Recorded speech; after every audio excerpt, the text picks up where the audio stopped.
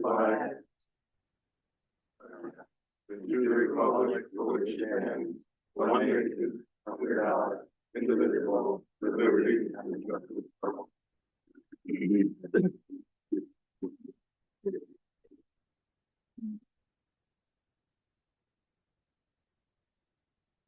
Two announcements that the 25th of this month is litter pluck, and on the 2nd is the town cleanup day. There's a mail that has been sent out or will be sent out. I believe it's also on the website if people need to see information about what is and not accepted. The payment of bills. The general dispersed $44,385.73. Highway $23,579.38. Water $2,542.93.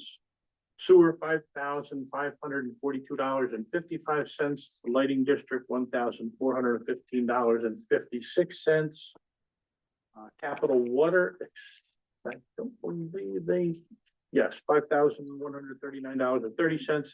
For a total of $77,062.52. Kevin and Bruce, check the bill. Any issues, questions, comments?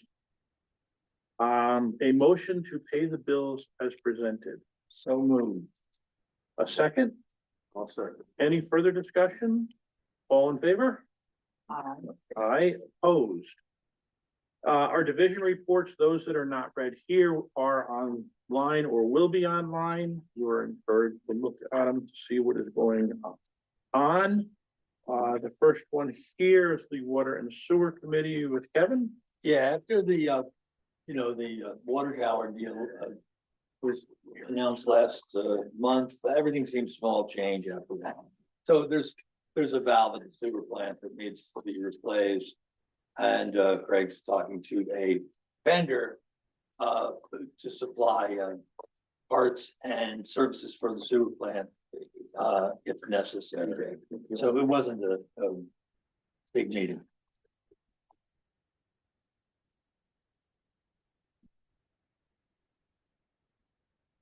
Any questions for Kevin? Greg, Parks and Public Spaces. We had a very good meeting, continuing to discuss the eventual name of the park on the flats. We are going to have a subcommittee meet in late April or May to make recommendations. So far, we have Janice, Fabiana, Mike, Anthony, and Jane attending that meeting. If anyone else is interested, either send an email expressing your ideas or just shoot me an email at gtriggs@townoftustin.gov, and I will make sure that you are on the scheduling emails to make sure that your voice can be heard. The park is looking very good. I'm excited to say that all the trees, all the young trees that we planted last year made it through and are budding. The deer fencing stood up, and we have started all the mulching for the new planting. And Lee and Tim have done a terrific job so far. And a big shout out to Craig Snedeker, who came and volunteered with me to steal mulch from the playground and repurpose it around the park. Yet we stole it. We stole it because we ordered too much last year. So now, instead of a bouncy house, the kids now have an appropriate level of mulch, and some of the smaller toys, the mulch would not allow them to fulfill their function. So it's moving in the right direction. And had some good discussion about future additions to the park in our meeting. And then Lee and Fabiana are taking on a project. They've got maps of the public spaces that we tend. They are going to walk all those spaces and look for invasive species. So we get an inventory of what is going on there, and we can take first steps at remediation. Do you want to segue into your building committee? Sure. Monday, we also met with the building committee, reviewed a report that we got from the building department for the theater in this building, talked about next steps, prioritized things, and started talking about how we're going to get costs for those concerns, which feels like we are moving forward. Also did a walking tour of all the storage areas and did find out that the water intrusion is continuing. So we have moved all the records to higher ground and are prioritizing which ones can be shredded and taken out of our inventories. Jane, you have grants? Sure. Let me just get that. Right away, speaking of higher grounds for the records, I did apply to the New York State Archives for a grant to modify a portion of the kitchen to house the inactive records, so that would keeping with what Frank was saying. Sullivan 180, they've asked me a couple questions, which is always a good sign. And they did tell me though that it's not likely, they had so many grants submitted, it's not likely we'll get a full grant, but we should be getting something. The UDC grant for the zoning updates, the work continues. And we're still waiting for payment from the National Fish and Wildlife. They just had some change of personnel and they had a question for me too, which I answered. That's it on grant. Perfect. Questions for Jane? We have no old business, 3.1. Just ask a question on. Sure. Actually, I apologize. That's okay. I saw you commit and okay. Off today, started the meeting at 6:31 instead of. Yeah, that's it, just blew everything up. That was my fault. The data centers, is it true that New York State does not permit data centers? Is that what we Does heard? not what? Permit data centers? No. Well, the Delaware River Basin Commission, they're looking at what the impacts Yeah. would be for data centers, which are further down from us. I mean, the Delaware River Basin Commission does the whole swath of the river. But on the PA side or the New Well, York? they're looking in the PA side. Yeah. Right. But the impact will be felt by New York as well, because the water withdrawal, eventually, and so the energy use. And the energy use, not because New York draws from that, but the whole grid itself, is all interconnected, the electric grid, so long. The water impact is one of the things that they're most, concerned about. So they're just beginning that study of looking what's out there now, what are the uses now, what are they doing? One of the things that, people found disconcerting was that the data centers just use the public water supply. So there's no special permits or anything like that. And moreover, they have non-disclosure agreements with the water suppliers, whatever the, public water facility is, such that the RBC and anyone else can't readily find out what the water usage is for these facilities. But one of the things that they pointed out was that the water drawn from the Delaware is about 6 billion gallons a day now, which may sound like a lot, but it's down from $10 billion gallons a day about 15 years ago. So, it's in the minds of these, data center operators, they see all this, effective usage that, could be gotten and what have you. But nevertheless, they've just begun the study in order to be on top of it and to monitor it. Thank you. It's my understanding from news reports I saw that Pennsylvania is going after this type of business. Yeah. Into new business, bids were opened for sand and for stone. On the recommendation of the highway superintendent for the sand bid, that the two lowest bids, Aiden of East Branch, New York for $21.15 a ton, and Aiden from Lake Como, Pennsylvania for $21.15 a ton. On the stone bid, the two lowest for Crusher Run were Deckelman at $15.40 and DeGory at $14.75. they received no bids for the number 8 stone. For the R3 and the 6S, he received 2 bids, one from Deckelman for 2240, one from DeGory for 2175. And for the number 57, the 2 lowest were Deckelman at 1965 and DeGory at 1865. So the motion would be on the recommendation of the highway superintendent that the low bids from the sand from Aiden for 2115 and Aiden at 2115, and then the low bids of Pressure Run from Deckelman and DeGory, and the R3 and the 6S from Deckelman and DeGory, and the number 57 from Deckelman and DeGory be accepted. And I will do that as the motion. I'll second that.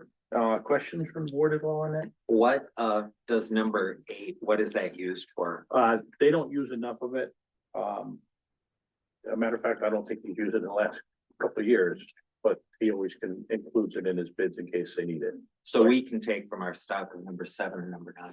Well, yeah, but I don't see them on there either, but if you take 57 less 8, at least you're getting closer to 49. This, I guess, it's somewhat of a rhetorical question and somewhat, I don't know anything about this, but the, is this delivered all in one fell swoop? Not normally, no. How does it deliver? Right now, one of the things that they're talking about, because some of the sand bids were a little bit higher than they thought they were gonna be. They're gonna be delivered truckloads, some might be delivered truckloads to another highway department that we'll assist in, and then we will pick up from that location and bring them by our own truck. But normally they're delivered, by the tandem truckload, Okay, either by it, depending on the job site, if it's a 10-wheeler or they'll do a full tandem, like the low river bottom boats you see. my concern is we get a delivery now when gas is at $4 a gallon. Need a delivery in October if gas is at whatever dollars, does it affect? Or is that locked in? That's locked in. Okay, Yeah. I just wanted to Yeah. know the No, we're locked in for logistics. for the amount and the transportation. If you remember a few years back, we had an issue because New York State changed how the drivers got paid, even though that they were. Okay, So that raised it up also. So I have a motion, I have a second, all in favor? Aye. Aye, opposed. 5.1 is a motion to authorize the town clerk to apply for a Sullivan County Youth Bureau grant. It's an unmatching grant. I'll accept the motion for that. I'll make that motion. A second, further comment, questions? It's 4.3. yes, you added it 5.1. Already done. I'm sorry, where am I at? 4.3. It's the same thing. Oh, Renumbered. I've got the wrong numbers. Yes, 4.3, thank you. Have a motion, a second, all in favor? Aye, opposed. 4.4 is authorize the highway superintendent auction off unused equipment. This he does every year, through, auction company, and then that comes back into his budget. It's actually a budget line that we'll see in there. So I would make the motion to authorize highway superintendent to auction off unused equipment. I'll second that. Any questions or comments? All in favor? Aye. Aye, opposed. 4.5 is an authorization for facsimile signatures for the code enforcement. Who would be? That would be the code enforcement officers. The use of facsimile signature to improve the administration efficiency while maintaining document integrity. The board would authorize the code enforcement officers to use a facsimile signature for official documents issued in the course of their duties. And as such, facsimile signature shall have the same force and effect as an original handwritten signature. And that the code enforcement office shall maintain appropriate safeguards to control the use of this facsimile signature. So it would be used on their reports and also for placards, things like that. Is that like a computer? Stamp. Oh, I see. Just a stamp, yeah. It needs to be authorized by the board in order for it to be legal. They can't just do it without the board. And then there's safeguards that they have to do to make sure that, well, that they're not using it for purpose of checks, but they do have to safeguard it so it's not used. So I would make the motion to authorize that use. Entertain a second. I'll second. Do we have further comment or questions on that? All in favor? Aye, opposed. 4.6 is the laundrette is asking for a 30-day waiver on the alcoholic beverage control license. And this, we find when we've got new businesses that are going for their license in order to expedite it. Does that mean it's sold, if somebody else is taking over? It would mean it, at the very least, somebody new is applying for a license, because they wouldn't need a waiver on a renewal.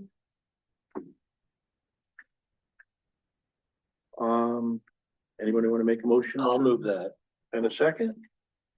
I'll second that. Any questions, further comments? You're thinking?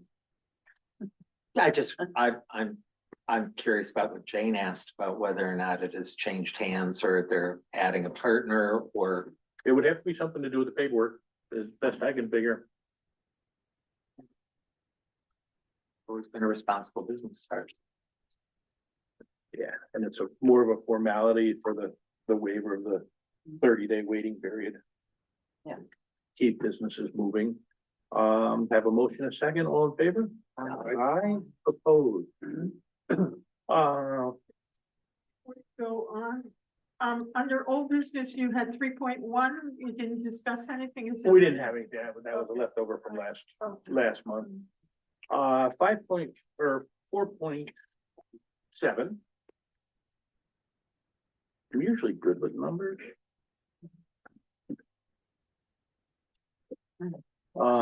It's to authorize the town clerk to advertise for our mowing bids. This includes the town mowing and the water and sewer district, and those to be opened at the May meeting. We've already put feelers out and contacted people that would like to bid or who have bid in the past so that they are aware of that.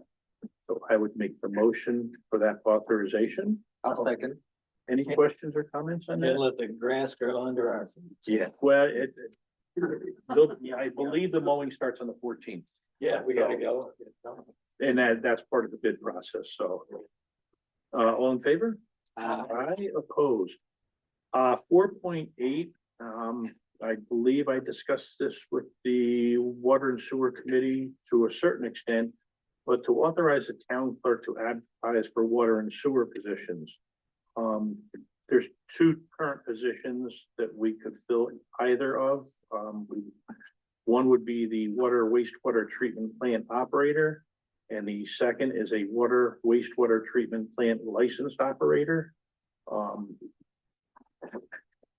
I would say that we would canvass for both positions to see what we get, and then we can go from, What's Craig? he's a superintendent. So he's over both. Superintendent of water and sewer? Yeah. Yeah, we got a water and sewer superintendent, we have a lead operator, we have operators. Licensed operators and then regular operators. Would you like to make that motion? I'll move that, yeah. I'll second it. Further discussion? All in favor? Aye. Aye, opposed.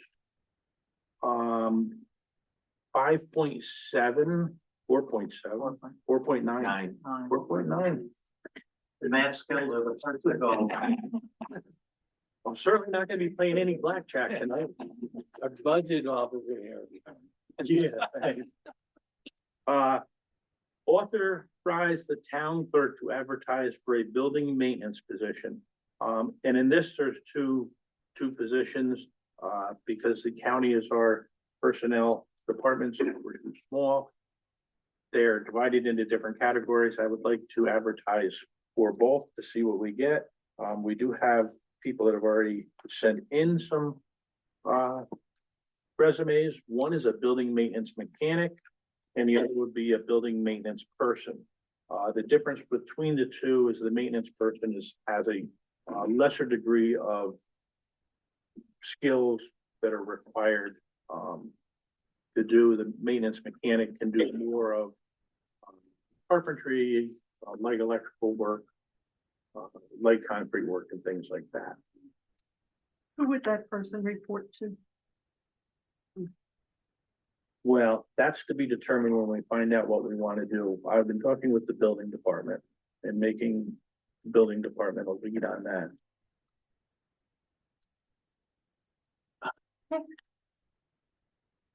And that's up for discussion still. Okay.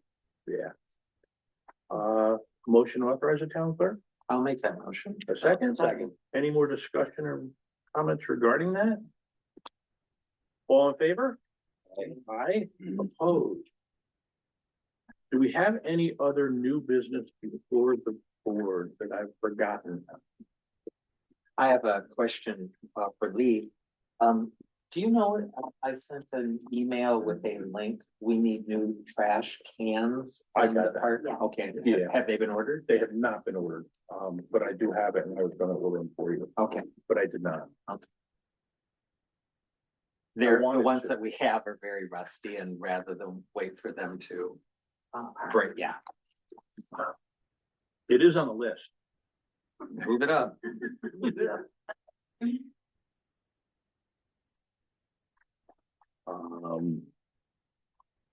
And I'll talk to you about the picnic table. I found something better for it. Oh. But that's later. Public comment? We'll start inside first. Michael?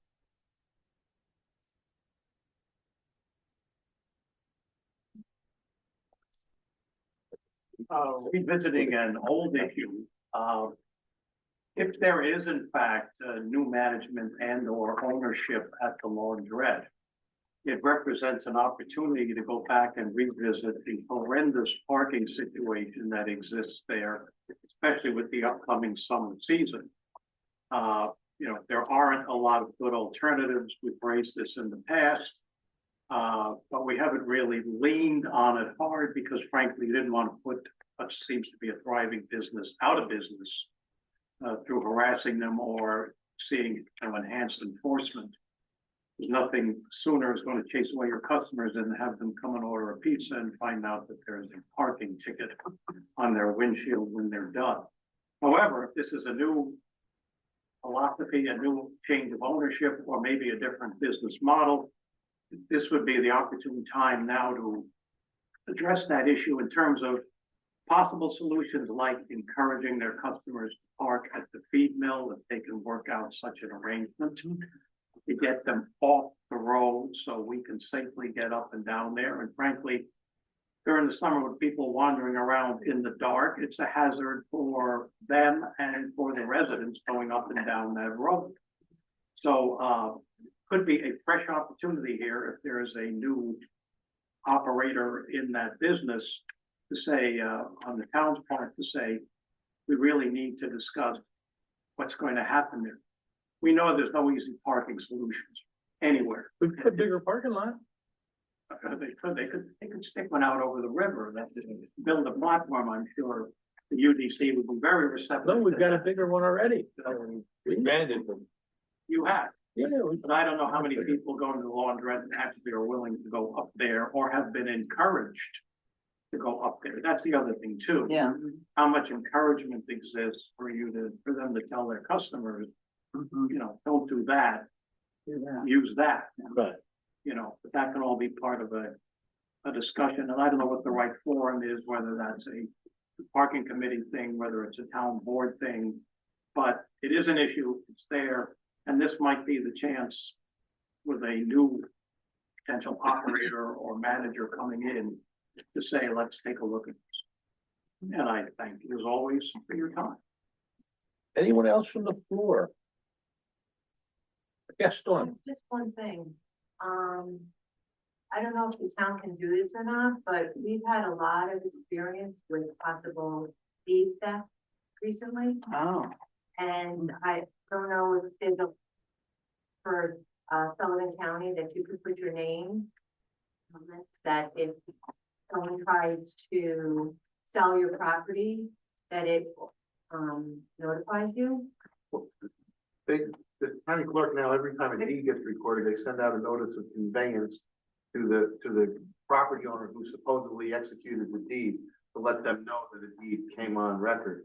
A number of the title companies are actually also doing a little stopgap inquiry, because what you're talking about, I mean, it just, you know. But the protective measure, the preemptive protective measure already exists at the county level. And I know when I took my notary exam, Russell had just come in to say that they just started that years ago. So you went to they could do is direct the residents to go to the county website where they can then sign up to protect their deed. And we've had several properties, that people have tried to list with us that are in, that we did some research and found that they were really not the owners of the property. Then saw another real estate agency actually list the property 3 days later. And we called them and told them and found that they were attempting to sell it by a false. So it's very bad. Generally happens with vacant land. Vacant land, not horrible.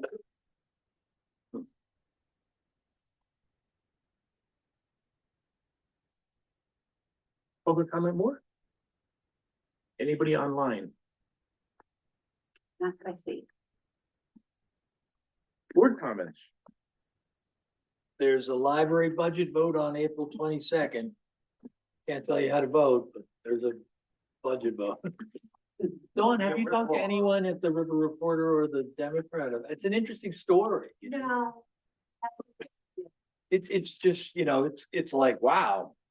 It's a good well, you don't story. think it's happening in your town, Huh? but you don't think it's happening in your town, but Yeah. it's definitely, we see it as real estate agents. I'll get an email, but we kind of know what's for now.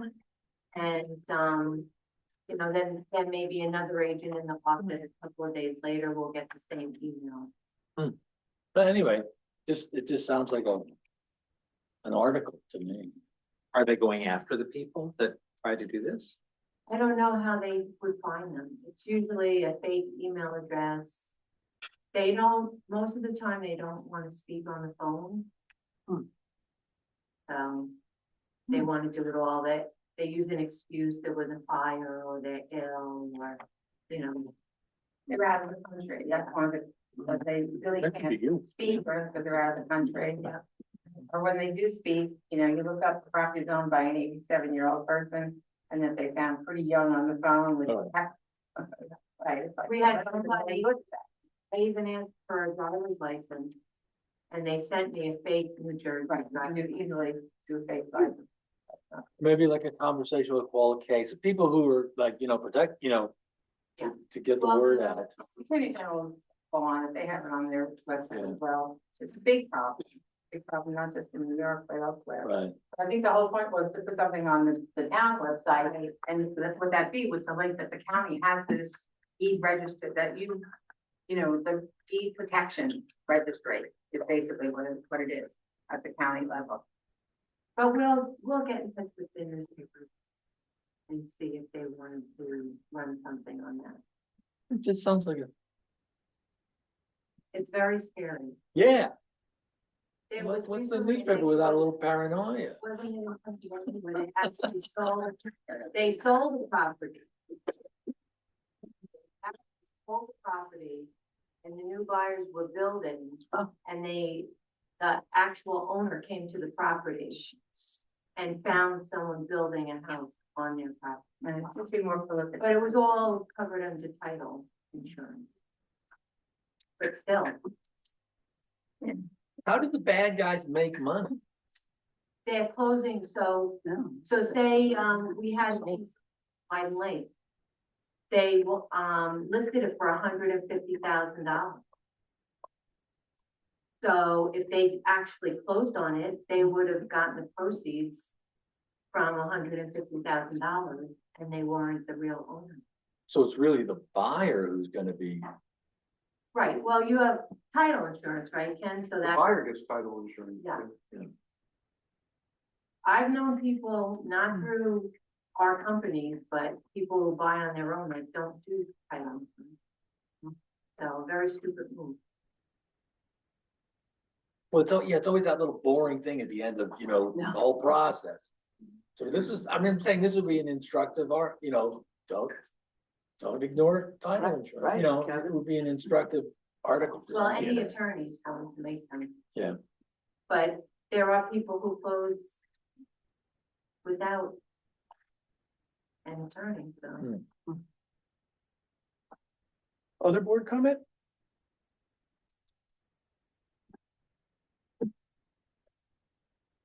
You need a motion to adjourn? I was trying to see if we had any other announcements, but I would certainly entertain that. I'll move that.